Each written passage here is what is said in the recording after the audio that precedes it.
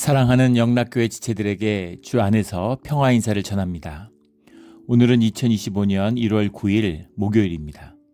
오늘의 묵상 본문은 마태복음 2장 1절로 23절까지의 말씀입니다. 오늘 본문 말씀 2장 1절부터의 말씀은 이렇게 시작합니다. 헤롯 왕 때 예수께서 유대 베들레헴에서 나심에 동방으로부터 박사들이 예루살렘에 이르러 말하되, 주님이 태어나실 때 동방으로부터 박사들, 우리 동방 박사들이라고 알려진 박사들이 예루살렘을 찾아왔다라는 겁니다. 박사라고 하는 것은 이제 마고이라는 말인데, 마고이라고 하는 것은 점성술사라는 뜻도 되죠. 점성술사라는 게 지금의 의미하고는 좀 다릅니다. 이때는 우리 동아시아도 마찬가지죠. 거북이 등껍질로 점을 보는 것, 이게 중국의 황실의 그 직책이었어요. 그 당시 최고 과학자입니다. 우리 뉴턴 같은 이런 현대 물리학의 문을 연 뉴턴이 동시에 물리학자지만 철학자였고 수학자였고 무엇보다도 연금술사였습니다. 지금의 세계하고는 좀 다른 거죠. 그러니까 국가의 박사다, 마고이다라고 하는 거는 요즘으로 하면 캘리포니아에서 버클리 대학 총장이다 이런 거예요. 유니버시티 오브 캘리포니아의 총장이다. 한국 같으면 국립 서울대 총장이다. 카이스트 총장이다 이런 거죠. 그 시대의 가장 과학적인 지식을 대표하는 인물이다 이렇게 볼 수 있겠습니다. 근데 동방이 어디냐라는 거에 대한 많은 논란이 있어요. 심지어 인도다, 그리스다, 여러 가지 논란들이 있는데 가장 다수설은 바벨론에서 왔을 것이라고 보는 것입니다. 왜냐하면 바벨론 지역에 유대인들이 많이 살았어요. 이 애굽에도 많이 살았지만, 그런데 그 유대인 출신들이 가장 두각을 나타내고 고위직에 진출했던 곳이 이제 바벨론입니다. 우리 다니엘서 같은 걸 보면 알 수 있죠. 그런 것처럼 에스더서 이런 데 봐도 두드러지게 유대인들의 사회 진출이 활발했던 것이 이제 바벨론입니다. 그리고 이들이 유대인의 왕으로 나신 이가 어디냐라고 그것을 보고 찾아왔다는 건 성경의 말씀을 알고 있다는 거죠. 그리고 그 의미를 기다리고 있다는 겁니다. 유대인과 밀접히 관련이 맺은, 유대인일 수도 있고 유대인이 아닐 수도 있지만 어쨌든 유대인의 문화와 전통과 그 구약의 성경을 잘 알고 있는 사람들이다. 그래서 연구하고 있는 사람들이다라는 걸 알 수 있죠. 그래서 바벨론에서 왔지 않았을까 이렇게 보는 겁니다. 정확한 것은 알 수 없죠. 그들이 헤롯 왕 때 이제 오고 있는 거예요. 이 헤롯 왕이라는 사람은 재밌는 사람이죠. 아주 신출귀몰한 헤롯 더 그레이시죠. 헤롯 대왕인데 처음부터 왕으로 세워주고 이런 사람이 아니죠. 폼페이오에 의해서 유대 왕국이 팔레스타인 지역이 정복된 다음에 그 지역에 로마 총독이 된 사람입니다. 유대인 출신이 아니고 이둠의 에돔 출신이에요. 에돔 출신인데 유대인의 왕 노릇을 했으니까 처음엔 총독으로 시작했지만 뒤에 왕으로 로마 제국의 분봉왕이 된 사람이죠. 폼페이우스와 결탁했는데 다시 폼페이우스와 대결한 케이사르에게 붙었고 그 다음에 이제 1차 3두 정치, 2차 3두 정치 할 때마다 그럴 때마다 항상 승자의 편에 섰던 그 격동의 시기에 안토니우스와 옥타비우누스가 또 대결할 때는 옥타비우누스의 편을 들었고, 그래서 계속된 로마의 그 내전기에 시기에 그 승자들의 편을 타서 줄타기를 잘해가지고 심지어 이두메 출신인데 유다의 왕이 된 사람입니다. 그러니까 이 사람이 얼마나 신출귀몰한 사람인지 알겠죠. 로마의 편에 서서 유대인들을 핍박하고 유대인들을 탄압했는데, 그런데 헤롯 성전이라고 불리는 제2성전, 지금 폐허로 남아있는 유대의 성전의 그런 잔재들은 헤롯이 만든 것이죠. 헤롯 성전이라고 하는 성전을 세웠어요. 유대인들의 염원이잖아요. 증축한 거죠, 정확히 얘기하면. 그 시절까지는 아주 초라한 수로 바벨 시대에 세워졌던 성전은 사실은 그 규모나 이런 게 초라한데 그걸 대대적으로 중건을 한 겁니다. 그러니까 그런 의미에서는 또 유대인들의 영웅 취급을 받는 거죠. 재밌는 사람이에요. 현상 세계, 현상의 흐르는 그 물결을 타고서 신출귀몰한 사람이죠. 이랬다가 저랬다가 막 이렇게 하는 거예요. 무슨 이완용 같은 칠러파였다가 친일파였다가 아마 일찍 죽어서 그렇지 더 살았으면 친미파가 됐겠죠. 그런 자기의 처세를 위해서 물불을 가리지 않는, 뭐 북한에 있었으면 또 뭐 공산당 됐을 것이고 친소파가 됐겠죠. 친중파가 되고 이런 사람, 이런 현상 세계에 그런 그 줄타기를 잘하고 물타기를 잘하는 신출귀몰한 사람입니다. 아주 능란한 정치꾼이죠. 무려 45년간 이제 그 집권을 해요. 그런 헤롯 왕입니다. 동방에서 별을 보고 왔는데 이 시기가 헤롯의 죽음과 관련이 있다라고 하는 해석들이 많이 있습니다. 그 이유는 사실 우리가 주전이다. 주님이 태어난 해를 기점으로 해서 역사를 나누는 거죠. 히스토리라는 게 그의 이야기, 히스토리잖아요. 히스토리라고 하는 게 예수님의 그 이야기죠. 예수님의 역사예요. 예수님을 태어난 것을 그 전을 before Christ, 그래서 BC라고 그러고 after Deo 그래가지고 AD라고 나누죠. 그런데 역사학자들은 실제로는 주님이 태어난 것이 BC 4년이나 5년일 것이다, 4년일 것이다, 이런 논란이 많습니다. 왜냐하면 요세푸스라고 하는 그 유대 역사가죠. 그 사람이 유대 고대사를 썼는데 유대 고대사에 보면 BC 4년에 이런 월식이 일어나고 그런 그 천문적인 그런 어떤 그런 우주의 그런 그 뭐예요? 그런 별자리에 큰 변화가 있었다는 거예요. 예. 그 예전에는 뭐 일식 같은 거 월식 이런 게 일어나면 난리 나는 거죠. 그 충격이 굉장히 이제 유대 사회에 컸다는 겁니다. 그러니까 이제 그런 의미를 본다면 그때가 아니냐 이렇게 보는 거죠. 그 별자리 같은 걸 이렇게 뭐 따지는데 뭐 복잡한 걸 뭐 알 필요도 없고 소개할 필요도 없지만은 분명한 것은 이때 뭔가 별자리에 큰 의미가 있었다는 겁니다. 그래서 그 천문학을 연구하는 사람들은 예수님이 태어난 게 12월 25일이냐 알 수 없습니다. 아무런 근거가 없는 이야기예요. 그러나 분명한 것은 12월이었다는 건 맞는다는 거죠. 별자리 이런 걸 따져보면 뭐 그런 그 예전에 논문을 본 기억이 납니다. 그런데 왕이 모든 대제사장과 백성의 서기관들을 모아 그리스도가 어디 나겠느냐고 물으니 동방에서 별을 보고 경배하러 왔다 그러니까 그 유대와사를 잘 알고 있고 유대인들도 인정할 만한 천명한 학자들이라는 걸 알 수 있죠. 그러니까 헤롯 왕이 충격을 받은 거죠. 예루살렘이 듣고 소동한지라 난리가 난 거예요. 야, 우리가 기다리던 메시아가 왔단 말이야. 메시아가 태어난단 말이야. 그러니까 다들 충격을 받은 거죠. 그래서 왕이 그게 그냥 말로만 그 예전 기록으로만 역사의 기록으로만 남아오는 얘기인 줄 알았더니 우리 무슨 한국으로 치면 정도령이 태어난다고 어느 날 찾아온 거죠. 외국의 저명한 학자들이 점성술가들이. 그러니까 아니 그게 하는 말인 줄 알았더니 진짜로 있었단 말이야. 이런 큰 충격을 받은 거죠. 부랴부랴 대제사장과 서기관들을 모아. 원문에는 대제사장들이라고 돼 있는데 대제사장은 한 명이겠지만 전직 대제사장도 있고 대제사장이 나오는 가문 이제 그룹들이 함께 모였다고 하죠. 이런 우리가 구약에서 읽는 그런 대제사장의 의미가 아닙니다.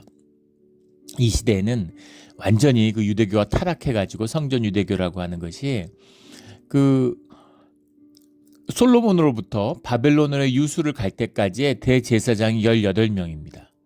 그런데 수룹바벨서부터 이 헤롯 대왕 때까지의 그 대제사장에 대한 이름들이 남아 있잖아요. 300명이 넘어요. 어떻게 그럴 수가 있겠습니까? 그러니까 막 이때는 왕이 임명하는 거니까 마음에 안 들면 그냥 이 사람 시켰다가 저 사람 시켰다가 또 자기 왕을 세우는데 공을 세운 사람들이 있으면 돌아가면서 이렇게 쭉 왕시키고 뭐 이러는 거죠. 완전히 타락한 그런 식입니다. 근데 재밌는 건 대제사장과 백성의 서기관들을 모아, 서기관들이라고 하는 것은 요즘으로 하면 뭐 판사, 변호사 이런 사람들이죠. 검사 이런 사람들입니다. 법을 다루는 사람들이에요. 법률가들인데 서기관들은 주로 바리새인들이 하고 대제사장이나 뭐 그런 이 성전 관련된 사람들은 사두개인들이 했다는, 사두개인들이 이제 이너서클인 거죠. 그런 기득권층인 겁니다. 이들이 사이가 굉장히 안 좋아 서로 얼굴도 안 봤다는 거예요. 물론 서기관들은 바리새인 중에 뽑힌 사람들이고 왕을 보좌하니까 뭐 그럴 수도 있겠지만 사두개인들과 바리새인들을 함께 모을 수 있었을까? 뭐 그런 거에 대해서 의문을 제기하는 견해도 있어요. 그런데 헤롯이라면 충분히 하고도 남을 일인 거죠. 아주 신출귀몰한 사람입니다. 로마와 네, 로마 사람들은 다 로마 편이라고 생각하고 유대인은 유대인 편이라고 생각하게 만드는 그런 사람이니까 그 사람들 모아서 이게 진짜냐 하고 물어보는 겁니다. 5절에 이르되 유대 베들레헴이오니 이는 선지자로 이렇게 기록된 바 유대 땅 베들레헴아 너는 유대 고을 중에서 가장 작지 아니하도다. 내게서 한 다스리는 자가 나와서 내 백성 이스라엘 목자가 되리라 하였음이니이다. 이런 말씀을 전하죠. 그 이사야서에 나오는 7장에 나오는 말씀을 이제 그 학자들이 이야기하는 거죠. 그래서 거기서 메시아가 납니다. 이 헤롯이 가만히 박사들을 불러 별이 나타난 때를 자세히 묻고 헤롯이 보통 사람이 아니라는 걸 보여주고 있는 거죠. 사람이 권력을 잡고 45년쯤 왕일 되면 무뎌지지 않겠어요? 근데 그렇지 않은 겁니다. 예민한 거죠. 그래서 박사들을 불러서 자세하게 그 내용을 들어보는 거예요. 그리고 8절에 보면 그들에게 권해서 자세히 찾아서 나한테 알려달라. 나도 가서 그에게 경배하게 하라. 나도 경배하고 싶고 메시아를 기다리니까 메시아를 기다렸겠습니까? 전혀 그렇지 않죠. 신실한 사람도 아니고 유대교에 대한 깊은 존중이 있는 사람도 아니에요. 정치인입니다. 현상을 쫓아서 유대인의 마음도 로마의 마음도 잡으려고 하는 것 뿐이죠. 그런데 아주 예민하게 아주 그 교활하고 아주 그 영리하고 교활한 사람이다라는 걸 알 수 있죠. 그래서 누가 제일 잘 찾겠어요? 이 박사들이겠죠. 이 박사들에게 나도 경배하고 싶다라고 속여가지고 조용히 불러서 그래서 그 메시아가 누군지를 알아내서 잡아서 죽이려고 그러는 거죠. 진짜 메시아를 믿었기 때문에 메시아를 죽이려고 했던 것일까요? 그렇지 않겠죠. 별로 그렇게 대단하게 생각하지 않았을 겁니다. 그러나 하지만 유대인들을 잘 이해하고 있기 때문에 메시아가 왔다는 사실을 사람들이 받아들이고 믿는 사람들이 나타나면 어떤 일이 벌어질지를 알고 있는 거죠. 이게 권력의 속성이고 현상의 속성입니다. 스탈린이 뭐 한 30여 년 집권을 하면서 뭐 2,500만 명을 죽였다고 그러는데 진짜 2,500만 명이 스탈린에게 반항하고 대들어갖고 죽였을까요? 네, 그렇지 않죠. 자기에게 대들 만한 사람은 다 죽이는 겁니다. 그 고려 때 무신정권, 고려사 이런 걸 보면 무신정권 때 이제 여러 정권이 바뀌는데 가장 무신정권을 안정화시켰던 건 이제 최충원이죠. 아주 이 페롯 같은 그런 인물이에요. 아주 교활하면서도 그 주도 면밀한 그런 사람입니다. 근데 최충이 왕을 쫓아내고 쿠데타를 하는데 혁혁한 공을 세운 게 자기 형제들이고 가족들이었어요. 근데 권력을 잡은 다음에 그 한 22년 이제 집권하게 되는데 권력을 잡은 다음에 자기 동생도 죽이고 자기 조카도 죽입니다. 동생과 조카가 자기 조카는 특히 지금 이름은 정확히 기억이 안 나는데 박모죠. 무슨 박진재인가 뭐 그런 이름이었던 것 같은데 그 조카도 장군입니다. 그래서 최충원이 공을 세우는데 혁혁한 함께 공을 세운 사람이에요. 그런데 라이벌들을 다 죽이고 자기에게 대들만 사람을 죽이다 보니까 자기 조카가 힘이 세져 있는 걸 보는 거죠. 자기 측근이니까 힘도 세고 사람들에게 이렇게 권력에 이제 실세가 돼 있는 거죠. 그러니까 나에게 위협이 되는 건 내 조카밖에 없구나. 그러니까 조카도 죽이는 겁니다. 대들어서 죽이는 게 아니라 충성을 안 해서 죽이는 게 아니에요. 충성을 하는데도 힘이 있으면 죽이는 겁니다. 권력의 속성이죠. 그런 거예요. 그래서 메시아를 무슨 분별하고 메시아가 뭔지를 알아서가 아니라 메시아라고 하는 사람들이 오고 그 사람을 중심으로 이 헤롯에 반대하는 사람들이 결집할 것을 두려워하는 거죠. 그래서 죽이려고 하는 겁니다. 그래서 송광 박사를 이용해서 죽이려고 하는 거죠. 그들이 11절에 가면 이제 베들레헴에 찾아가서 베들레헴이라는 건 뭐 우리 잘 알고 있는 빵집이란 뜻이죠. 베들레헴이 이제 예루살렘 남쪽으로 아주 근교고 지금은 거의 뭐 붙어 있다고 그러죠. 언젠간 한번 이제 가보고 싶은 마음의 소원은 있는데 이 예루살렘하고 이제 거의 지금은 뭐 근교 같은 이제 그런 곳이라고 그래요. 지금 마포구 이런 게 서울의 한 부분이지만 옛날에는 서울 완전히 바뀌죠. 뭐 영등포 이런 거 뭐 말할 것도 없고 그런 것처럼 지금은 이제 뭐 거의 예루살렘 안에 있다 이렇게 이제 그렇다고 그러더라고요. 그런데 여기가 아주 이 밀이 많이 나는 그런 이제 산지라는 거죠.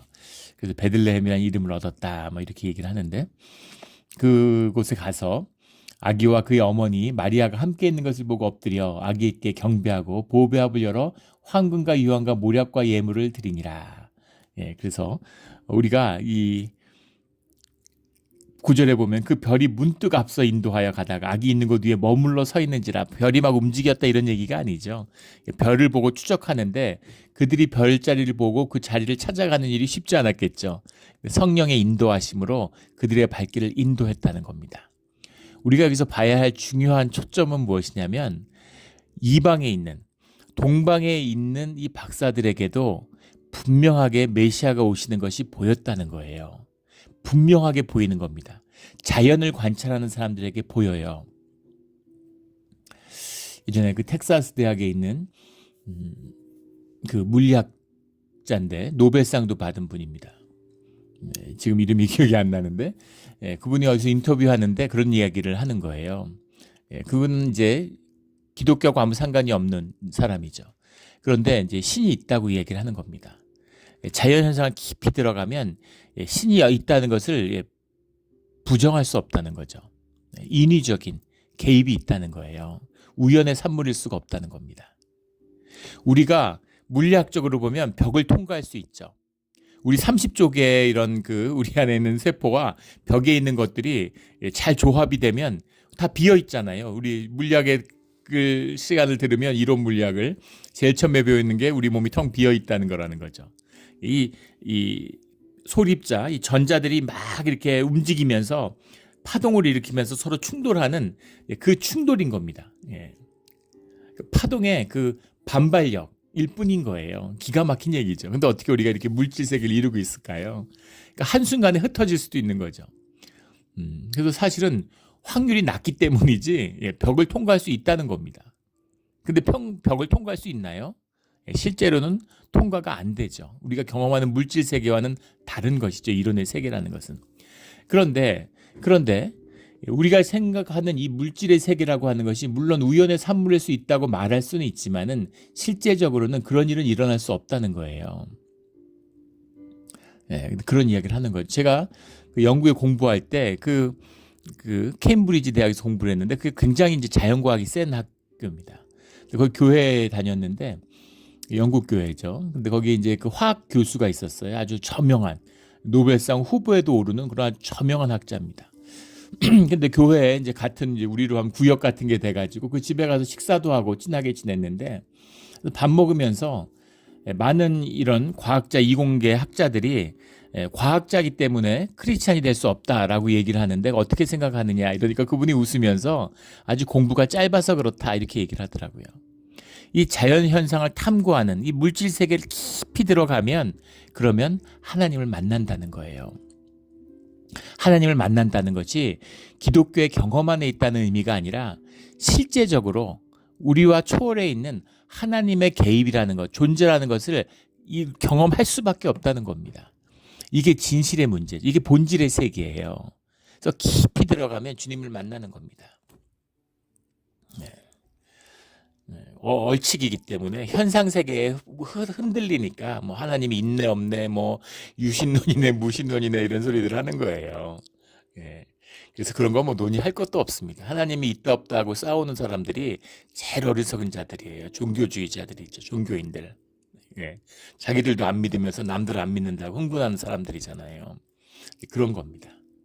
명백하게 보이는 이방인의 눈에도 명백하게 보이는 것을 성전을 지은 자들이 대제사장들이 서기관들이 예루살렘에 앉아서 보지 못하는 겁니다. 이것이 종교의 문제죠. 다 알아요. 사실은 아무것도 모르는 겁니다. 우리 명백한 것을 보는 그 눈이 열리는 이방인들은 들어요. 12절에 보면 그들은 꿈에 헤롯에게서 돌아가지 말라 지시함을 받아 다른 길로 고국에 돌아가니라. 주님의 음성을 들어요. 주님이 보여주는 계시를 봐요. 그런데 예루살렘에 있는 자들은 성전에 있는 자들은 보지 못하는 겁니다. 우리 명백한 것을 명백히 보는 우리 모두가 되기를 주의 이름으로 축원합니다. 13절에 그들이 떠난 후에 주의 사자가 요셉에게 현명하 이르되 헤롯이 아기를 찾아 죽이려 하니 일어나 아기와 그의 어머니를 데리고 애굽으로 피하여 내가 내게 이르기까지 거기 있으라. 그래서 애굽에 내려갔다 오는 애굽에 내려가는 건 뭐 그 이스라엘의 역사에서 아주 흔한 일이죠. 애굽이 이제 비옥한 땅이니까 지금도 그렇잖아요. 그 가자지구 전쟁이 터지니까 가자지구에 있는 사람들이 전부 이집트로 가려고 싶은 거죠. 팔레스타인 사람들은. 근데 이집트가 국경을 통제해서 못 오게 막고 있는 거지. 난민들이 막 쏟아져 들어오면 안 되니까 막아서 못 들어오게 하는 거지. 하여간 살 길은 애굽으로 가는 거죠. 어느 시대나 그랬습니다.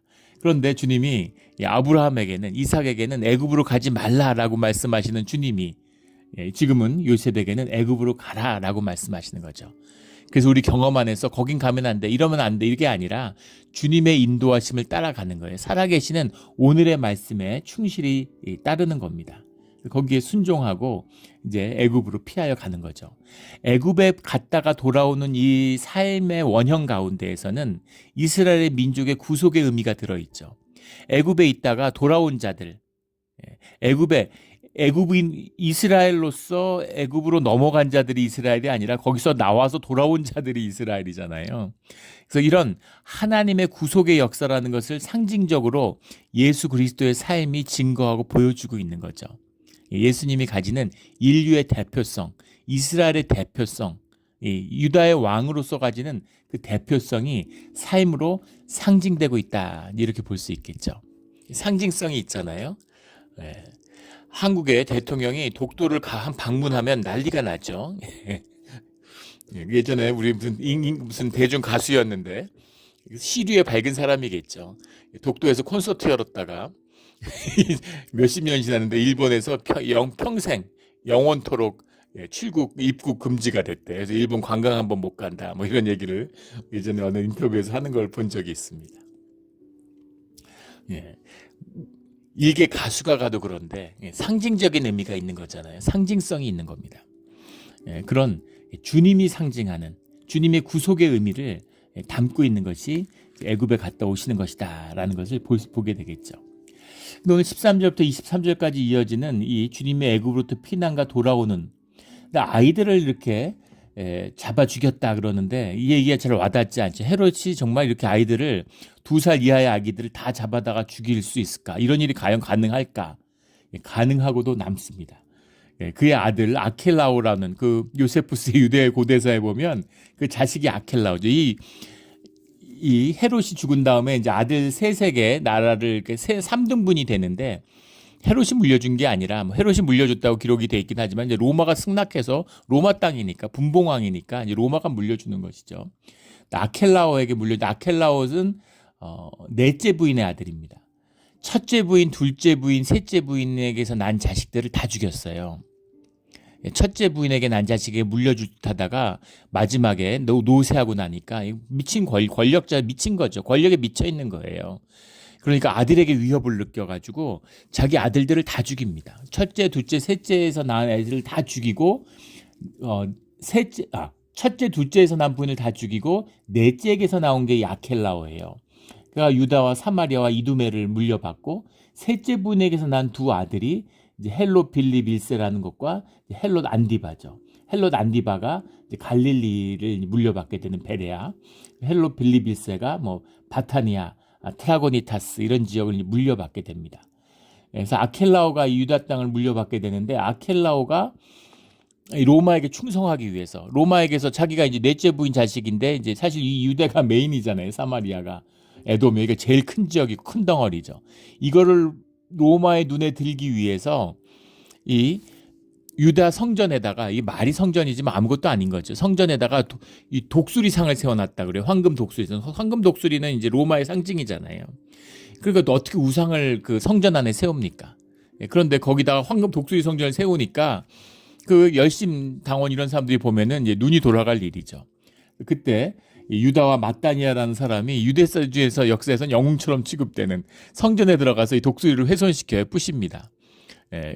그러니까 물론 마따니아와 유다가 이제 잡혀들게 되죠. 마따니아 유다니아가 처형을 당했는데, 마따니아 유다니아를 이제 어떤 민족의 영웅으로 받들면서 이 성전 앞에서 추모 예배 같은 걸 드리는 거죠. 이걸 아켈라오가 군대를 동원해 가지고 그 예배 자리에 모인 사람들 3,000명을 학살하는 일이 벌어집니다. 자기가 왕이라면서 예. 이때는 왕은 아니었어요. 아켈로는 결국 왕이 못 됩니다. 총독으로 임명돼서 네가 잘하면 아버지같이 잘하면 이제 왕은 시켜줄게. 이때는 이제 옥타비오누스, 예, 그 케이사르 아우구스투스 최초의 황제 때죠. 로마 황제가 이제 말 잘 듣고 네가 통치를 잘하면, 근데 아우구스투스도 아주 그 영악한 사람이잖아요. 예, 그러니까 사실 아우구스투스하고 아켈라오는 같이 자랐다 그러죠. 로마의 궁정에서 자기 자식들인데 로마의 궁정에 인질로 보내가지고 거기서 로마식으로 교육을 받은 거죠. 예, 그래서 그런 인연이 있으니까 아켈라오를 총독으로 세웠는데 넷째 부인의 자식이지만 이제 메인 그 승계자로 세운 거죠. 근데 아켈라오가 하도 이게 그 칠칠치 못하니까 유대인들의 신망도 못 오고 통치를 못하니까 결국은 10년 만에 쫓겨나요. 9년, 10년 정도 돼갖고 쫓겨납니다. 왕이 못 되는데 이 아켈라오가 로마의 눈에 들기 위해서 3,000명을 학살해요. 예, 이런 사람입니다. 하물며 헤롯, 그 아버지 헤롯 시대 그 권력을 갖고 있는데 자기 자식도 잡아 죽이는 사람입니다. 근데 애들 잡아 죽이는 2살 이하의 애들 일도 아니겠죠. 아무것도 아닌 일이었을 겁니다. 예, 그런 거죠.